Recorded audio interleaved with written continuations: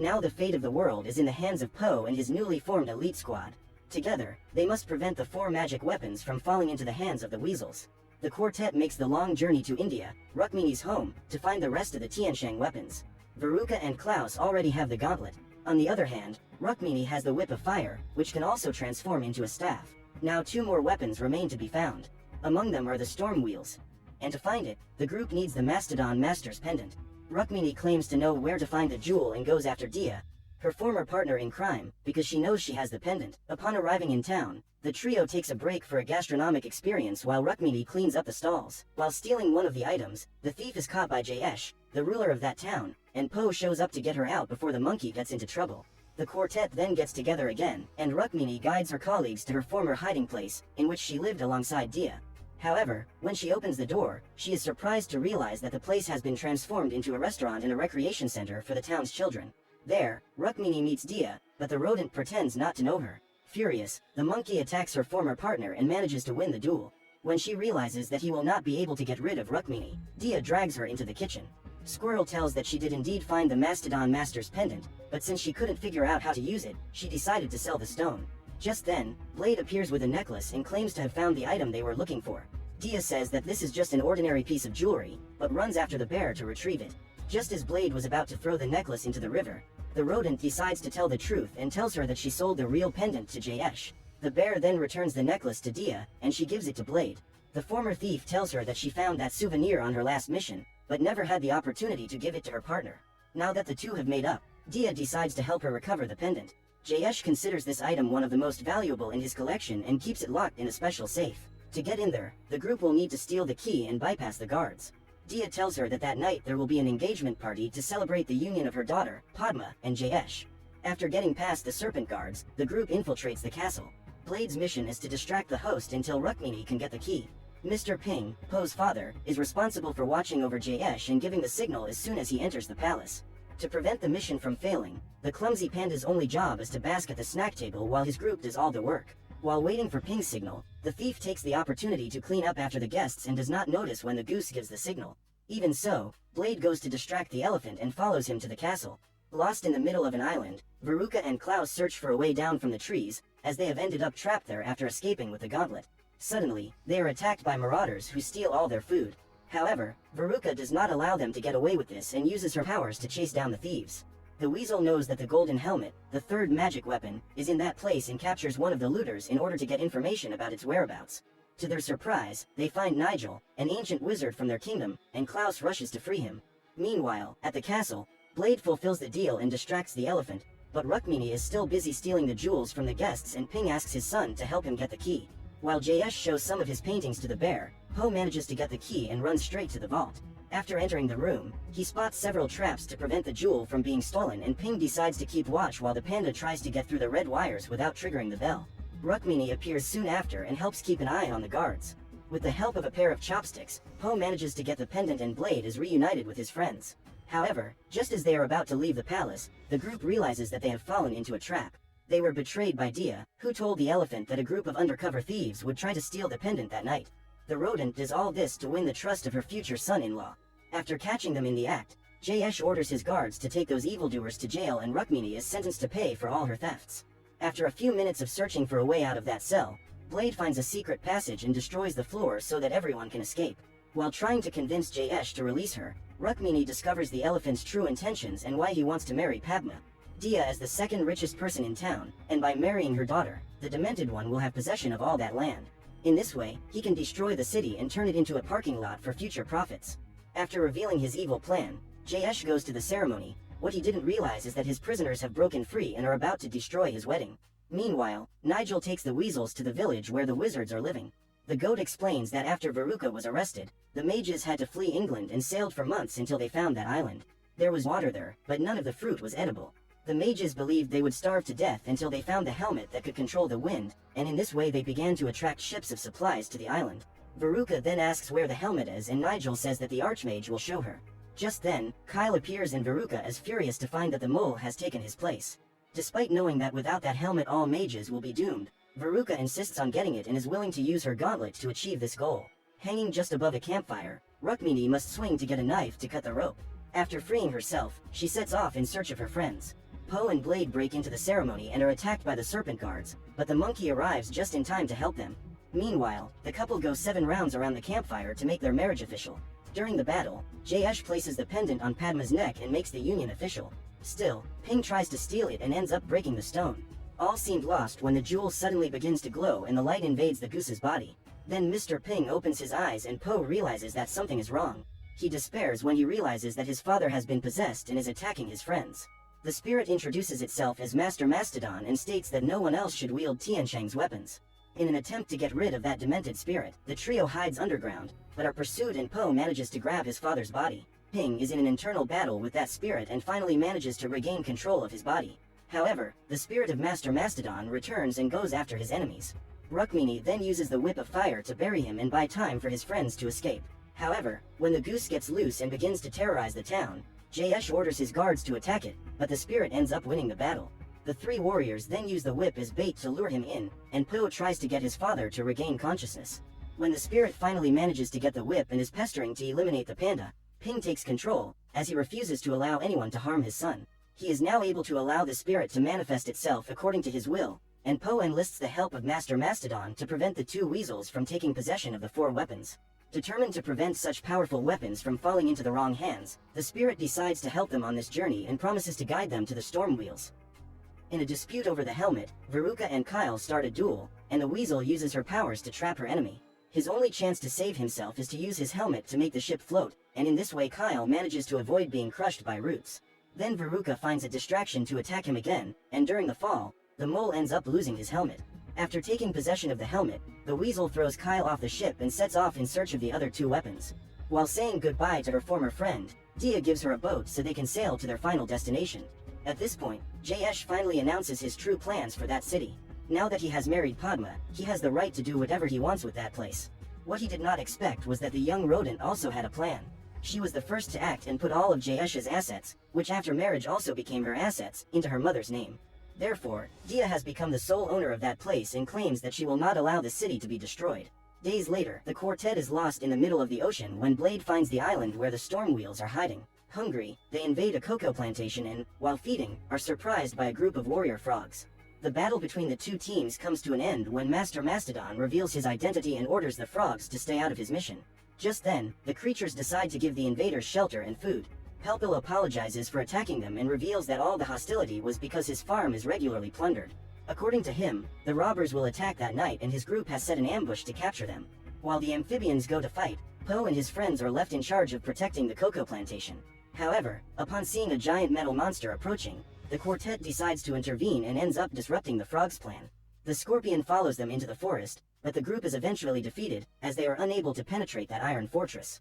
Pelpil then reveals his new plan, in which the invaders will need to risk their lives to lure the scorpion straight into the trap. In this way they manage to capture the creature and discover that it is a machine, not a living being. The footprints indicate that the person who was controlling the robot managed to escape, and new robot scorpions appear.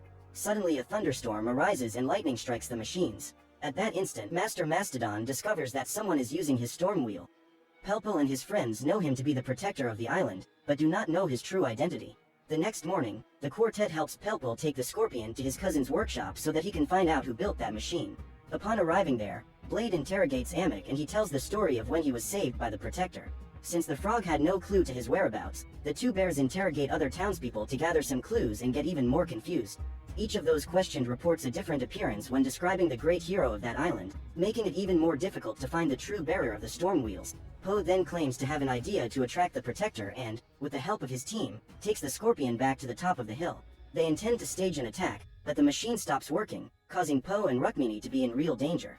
Panda uses his own body to try to stop the robot, but the protector appears to save them. At that moment, they join forces to attack him in order to recover the weapon, but they are beaten badly until the protector decides to leave. Blade and Po run after it, but the creature moves too fast and the duo cannot catch up with it.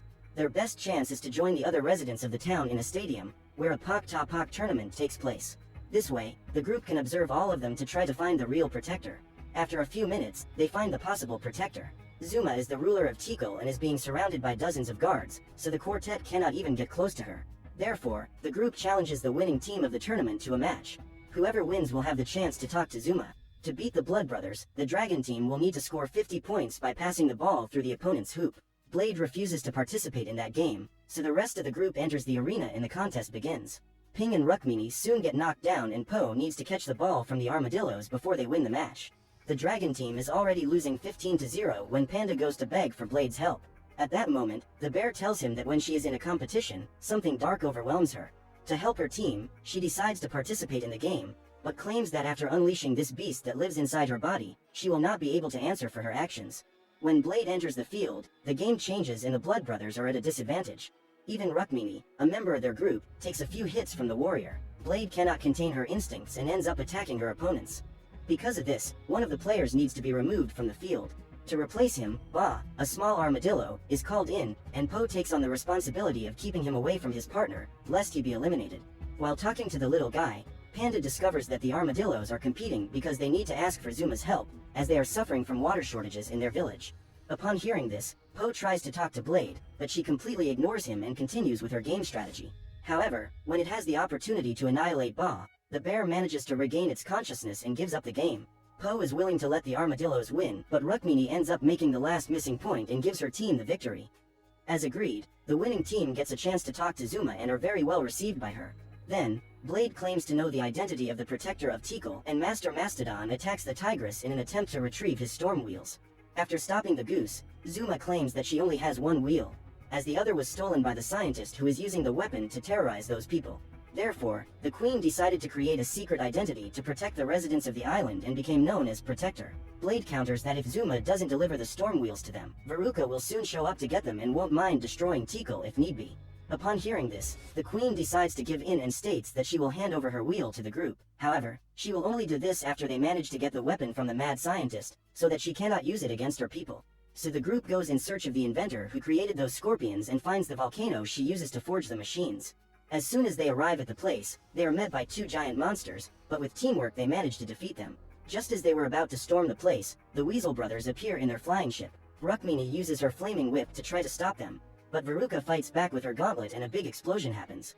At this point, Blade and Po are thrown away and the whole team is unable to fight. Seeing his new partners in danger, the Master Mastodon decides to act and uses his whip to capture Veruca, who tries to defend herself with her gauntlet.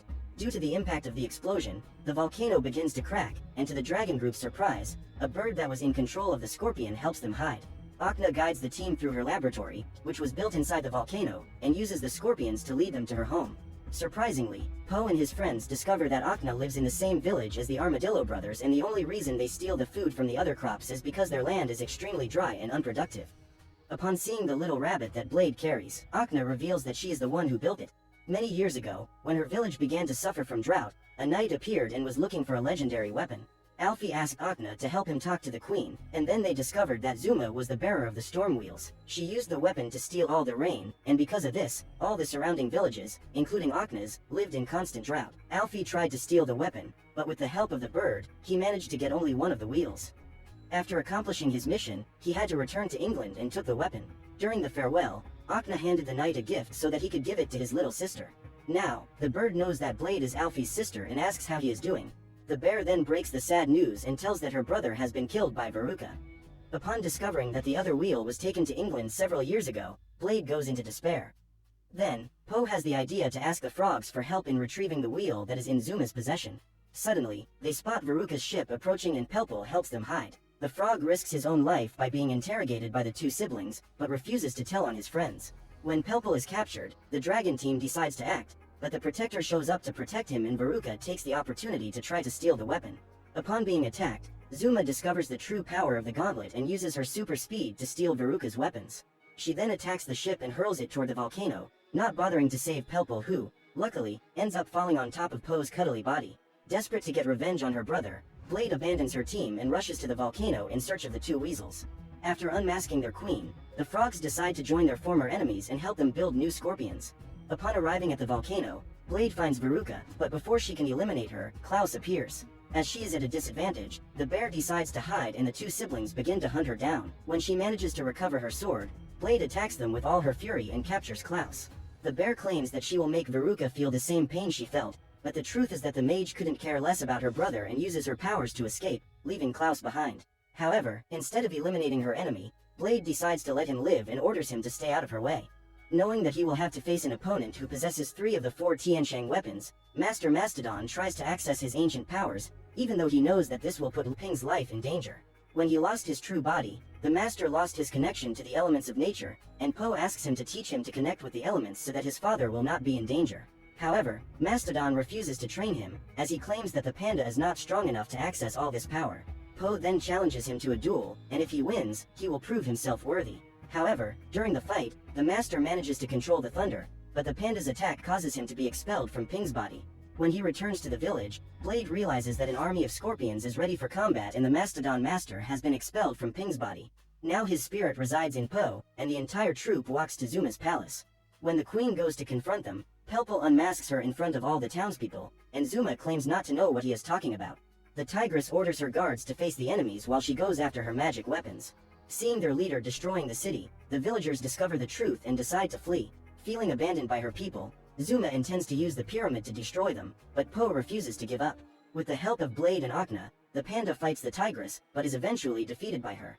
Believing that their friend is dead, the group decides to continue the battle so that Po has not given up his life in vain. While the spirits of Master Mastodon and Po are talking to each other, a black hole opens up. At that moment, the elephant explains that Tianshang's weapons are designed to trap the souls of enemies who are defeated by them. Thus, the soul of one of them needs to be taken away. Believing that the panda is the best chance to defeat Zuma, the master decides to sacrifice himself. Blade was about to be destroyed by the gauntlet when Po gets up and runs to save her. With the attack, Zuma loses her helmet and the pyramid begins to fall. Everyone would be doomed to die if not for Po and Blade.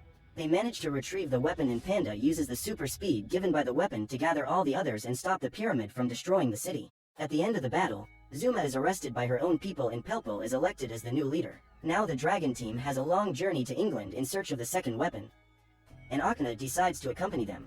During the trip, as they wander across the vast ocean, Mr. Ping, observing the moon, realizes that it is the first day of the Lunar New Year. In China, this date is cause for great celebration and Po decides to share the story of this tradition with his friends. Thousands of years ago, dangerous monsters roamed China, and the only ones capable of facing them were the hunters who risked their lives to protect the country. Over time, the hunters disappeared and all that remained were the stories of their great bravery.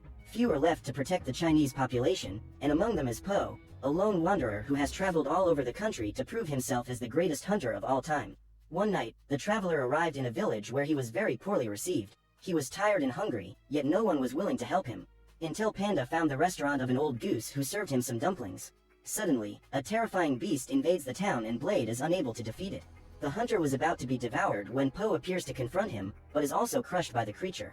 However, as the sun rises over the horizon, the monster flees with the promise that it will return the next night. Startled by what has just happened, the panda asks one of the villagers the reason for the attack and Akna explains that every 12 months, on the longest night of the year, the spirit of the monster Nyan appears to terrorize them for 14 nights in a row. The attack only comes to an end when the light of a new full moon causes it to hibernate for another year. In order to ensure their survival, most of the villagers flee to the hills before nightfall and return only in the morning. Blade is one of the few people who remain in town, because she is determined to eliminate that monster. However, that night, she will have Po's help to carry out one more attempt to destroy Nyan and save her village. The monster chases Po to Mr. Ping's restaurant and manages to surround him. Just as Blade was about to eliminate the beast, the sun rises once again and Nyan leaves. This time, the creature has managed to destroy a large part of the village and the hunters are driven out of the place. The duo splits up and each follows their own destiny. After a few hours of walking, Po meets 3 locals who have decided to leave the city and start their lives over elsewhere. Worried for the other residents, the panda decides to make another attempt to stop Nyan and returns to the city to execute his plan that night. The plan is to distribute lanterns and fireworks throughout the village, because if the monster is resistant to daylight, why won't it be frightened by artificial light? When night comes, the creature appears for another visit, but this time the residents are prepared to fight back. Upon encountering the fireworks and red lanterns, Nyan becomes disoriented and is unable to attack. The hunters put on a dragon costume and start chasing him, causing real panic in the demon.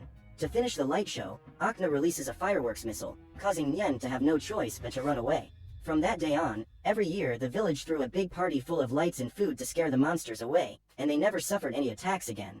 After telling the story of the Chinese New Year, Po feels even closer to his friends and promises that he will continue to stand by them no matter what happens on this journey.